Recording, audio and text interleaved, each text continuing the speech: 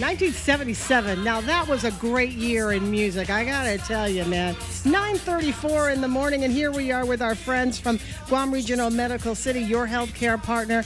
And I'm really happy to meet, because your reputation apparently precedes you.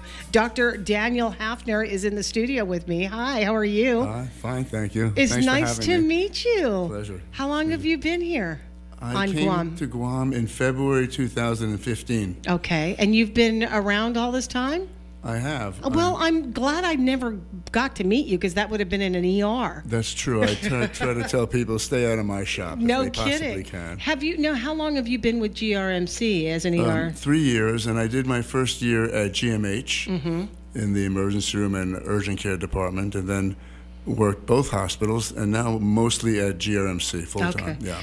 Now, we complain all the time. I mean, we live in not this community necessarily, but we live in a time where getting, emergency medical care is a huge thorn in the side of the public, or in the side of the caregiver. But the public constantly complains about the length. I mean, if we were living in a place like New York, we may not get to be seen in any reasonable amount of time. 6-7 hours. Sometimes. Yeah, that you'd be sitting there. And Correct. What's our wait time, you think, on the average? How good are we about that? I think Guam is very fortunate, really. They're usually wait time is an hour at the most, maybe an hour and a half at the busiest time.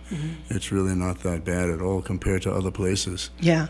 And so when we look at it, we really don't have a lot to complain about, in the scope of things, comparing it to other jurisdictions. Well, the emergency room is the place to complain. That's that's the first thing we ask our patient. What seems to be the trouble? So, Do you find that sometimes there really isn't necessarily, I don't want to say that there isn't any trouble, but people have used the system for preventative care, that they respond to an ailment after it's already been something that's been in motion for a while? I wish people were more proactive. We have a lot of very ill people here in Guam, and we see a lot of really serious issues, disproportionate to the population, if you think about it.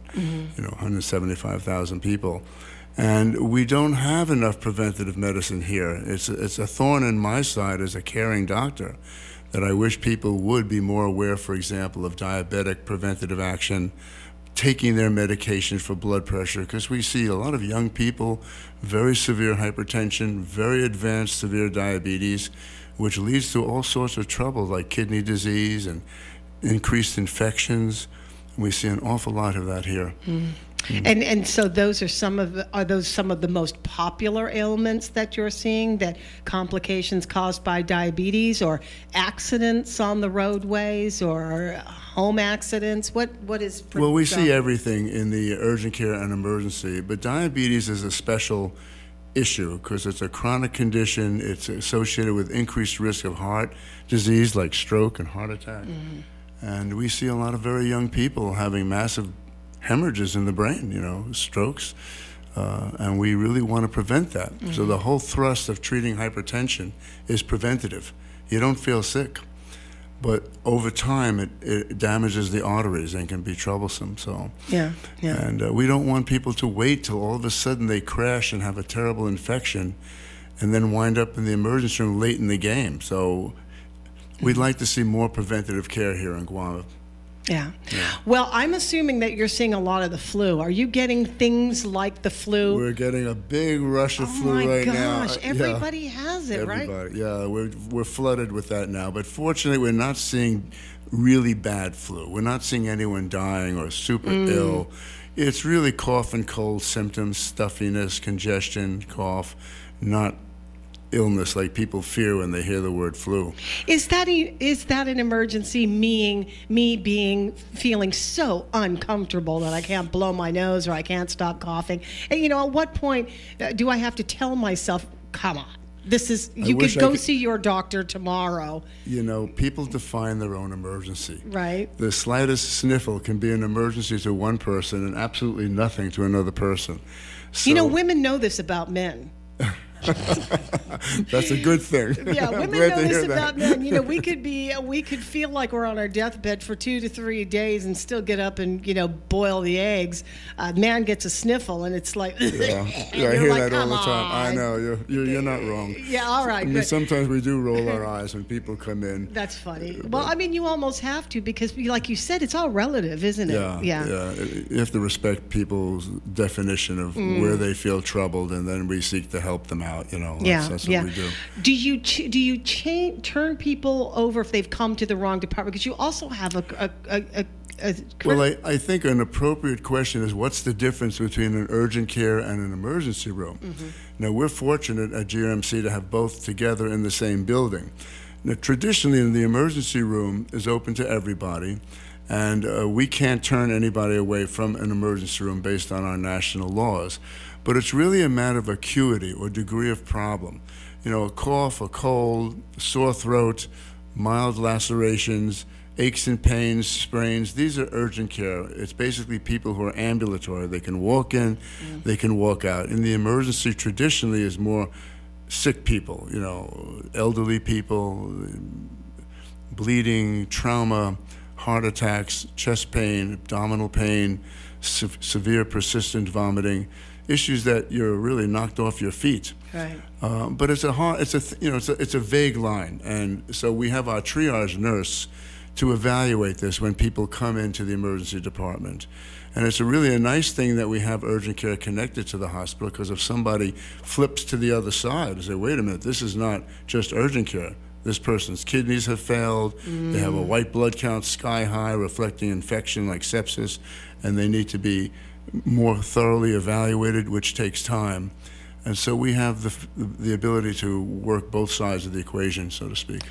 It's much different than for you, I'm assuming, that you as an ER doctor really don't know you really don't know what's coming in the front door. That's right. As opposed to a specialty. It's very much fun, that's right. Yeah, that's fun. Okay, well then let's go there. Yeah, no, I love my work. I'm very lucky. I count myself blessed every day to have the training and the education and to do what I do, because, you know, every person is different. And medicine's all about individual people. So each person's problem is unique. So I don't see a distinction between a splinter in the pinky or someone at death's door. I mean, to me, it's a problem to be solved, a human being to care for. And it's challenging. So it's very challenging on your craft. You have to examine the patient, talk to them, order the appropriate tests, make decisions about therapy. I tell my students that MD only stands for one thing: makes decisions. Where did you start? Where did you start this business of being an ER doctor? Was that always a goal? No, when I started out, there was no such thing as ER doctors. It was considered the basement of medicine. I'm trained in internal medicine. First you go to medical school, then I did internship and residency in New York at Mount Sinai, and then I did pulmonary subspecialty. But I always enjoyed moonlighting in the emergency room. It just was joyful for me. I mean, exciting, all of medicine. Was it because there was moving parts and something different it was like taking a battleship out to sea every day. Wow. I mean, it's just exciting. You're working with all the different specialties, all the nurses. It's teamwork. Emergency medicine is working in a team of people with the nurses, radiology, calling in the kidney doctor, the heart doctor, making decisions. So you never know what you're going to see, and you're really using all the resources of the institution. And the institution is really the whole society, public health. So I always found it interesting, but I didn't enjoy subspecializing, even though I did pulmonary and internal medicine. So I always moonlit in the emergency room. I went into practice in New York, but always did a couple of days shifts a week in the ER. And then I went full-time in 1977. Yeah, look at that. In fact, the year you just mentioned when you opened the program. It's a great year. The year my daughter was born. Oh, wow, okay. Yeah, and I went full-time. So I was one of these early pioneers. There was no specialty of emergency medicine then. Later on, I went back into internal medicine practice, which is a different side of medicine altogether, more individual, caring for people, family, long-term caring. Quite different from just being in an ER where anybody walks in at any time. But I enjoyed the action, the teamwork, and not knowing what's going to come in next.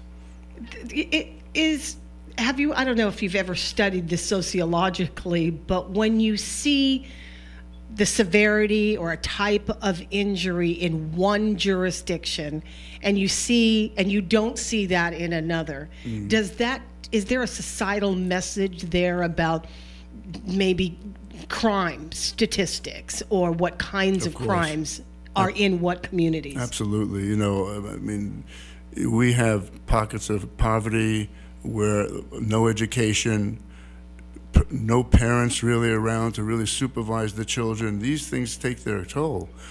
And you see the toll in the emergency room. We witness all of that with neglected children, say, or people getting ill, having no clue how to take care of a little scratch. You know, this is educational and societal, basically. In certain areas where there's a lot of crime and drugs, you have violence, you have, you know, Chicago with murders every day. It's crazy. How do you then, because like I said, your reputation precedes you as being very, very caring, and it sounds like you spend an extra few minutes with your patients to get to know a little bit more than just the injury on the surface. Are you ever compelled, or do you ever feel like you have to step beyond medicine to make these statements about the state of a particular community? Have you ever thought that, you know, I've got to drive some kind of campaign or call attention to it? I do. I really feel strongly about that. But, you know, you have to be careful so that people don't perceive you as critical or judgmental. I think the essence of medicine is showing respect for the individual. So you don't want to say, well, why don't you, you know, grow up and get smart. You got to. You can't leave them with those. Those can't be their marching orders. You have to be politically correct, but but really, we would love to reach out more in Guam, for example, regarding obesity and awareness of diabetes, first aid for infections. We see a lot of infections here. Maybe it's the climate, the humidity, the heat. It's hard to say, but yes, society plays a role every time, and you have to step beyond medicine if you're a good doctor. You have to come from your heart. Yeah, you know? It sounds like in all of your years in this practice that you have felt like you've seen it all. Have you seen it all? Not until the next patient walks in the door. With something different? Everything is brand new. Is it? Really is. You never know what's going to walk in the door. Yeah. And yes, there may be some things that seem repetitive, but like I said before, every individual is by that nature individual. So it's never really exactly the same. It may seem that way, but it's really not. So do you get emotional?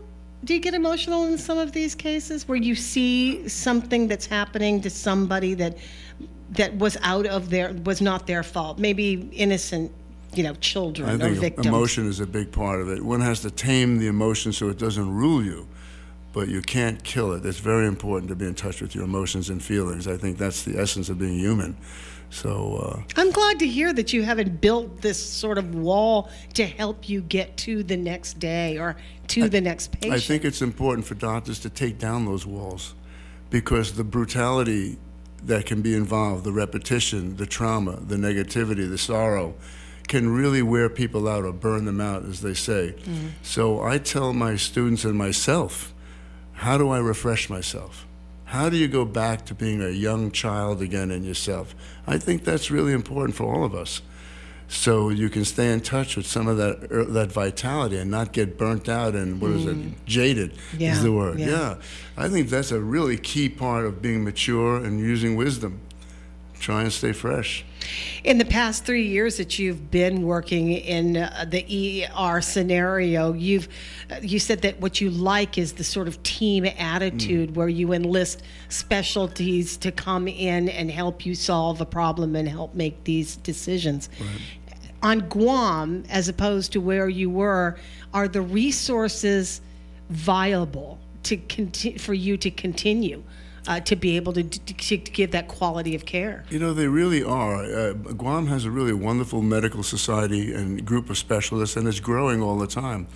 At GRMC now, we have the new cardiology unit, and we can do cardiac catheterization and invasive. That's a real step forward, rather than send somebody off island to Hawaii or California or wherever. And we have a very good group of specialists. It's not New York City, yeah, but it's a very wonderful community, a great variety here. And so GRMC serves as best that it does with this sort of circle of care. What I'd like to see really is the integration of the community. For example, public health, with some of the poorer elements of our community. The emergency room becomes the GP of the community. That's what's happened all around, not just here, all across America. The ERs are inundated, so busy because of the shortage of primary care physicians. And so we really want to have some of the people go to public health, develop I tell my patients all the time, look, you want individualized care. Get the doctor knows you and your family. Then it's more personalized, because if you come to an ER, you're going to get a different doctor all the time. Now, you'll get good care, but you don't need the $1 million workup. Sure. When a physician gets to know you personally. So I hope to see more of that. That's been in the works. We have a new director of Department of Public Health and Social Services, and Ms. DeNorcy has done spectacular work in her time as a public health leader in the community. And Linda's idea has always been to establish these health centers and also have them staffed with regular doctors and nurses. But we can't seem to be, although we do have a nice share of them, we don't have a lot of public health doctors that will do work with indigent care. It's very hard to find primary care doctors everywhere, not just Guam. And we have a real shortage. Part of that is economic. Yeah. I mean, the lure to come to Guam to work with, indigent patients only on a community level is not attractive if you don't pay some top dollar for them to come here. And the competition here is so great, I would think, in the medical community that, there's plenty of it in this industry, in the healthcare industry, to go around. And that's probably not where you're going to make a whole lot of money. Right. Yeah. Yeah. That's an area. Public health is not a popular specialty. It's not a popular specialty, and it can be a very thankless job also. Sure. But it's really worth investing in. It's very important. And we need more primary care people, and educate the public to try and get a primary care physician for these preventative measures we're talking about. Right. That's the key to everything, is preventative measures. I really appreciate talking to you. What a joy this has been. You are a smiling face. Are you always so happy? I love that. Is he, Cindy? I don't know. Oh, okay. Well, she says that you are, so I'm going to take it from her. It's a pleasure to meet you. Thank you so much. Like I said, I'm grateful I've never run into you in the ER, and I hope that never happens. Stay out of my shop. I will stay out of your shop. I'll do my best, but it has been a pleasure to meet you. And if I ever do, unfortunately, have to get there, I hope you're the guy. You're very kind. You're very kind. You have a great day. Thank you so much. That is your Healthcare Partner series that we do every second Tuesday of the month here on Newstalk K-57, the pride of Guam Regional Medical City.